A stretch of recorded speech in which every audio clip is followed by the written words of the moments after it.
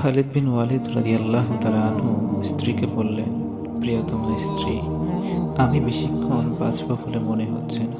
তুমি আমার সারাটা শরীর পরীক্ষা করে দেখো। এমন কোনো স্থান আছে কি আমার শরীরে যেখানে শত্রুর তরবারের আঘাত নেই? দীর্ঘক্ষণ পরীক্ষা করে স্ত্রী উত্তর দিলেন, না। আল্লাহর রাস্তায় আপনি এত বেশি যুদ্ধ করেছেন যেখানে সারাটা শরীরেই শত্রুর আঘাত আছে। খালিদ বিন ওয়ালিদ রাদিয়াল্লাহু তাআলা আনহু তখন দুঃখ নিয়ে বললেন, আল্লাহর কসম, প্রতিটা জিহাদে আমার নিয়ত থাকত যেন আমি ময়দানে শত্রুর আঘাতে মারা যাই, তাতে যেন শহীদের মর্যাদা পাই। কিন্তু আফসোস, দেখো, আজ যুদ্ধের ময়দানে মৃত্যু না হয়ে আমার মৃত্যু হচ্ছে আমার বিছানায়। আমায় কি আল্লাহ শহীদদের মাঝে রাখতে চান না?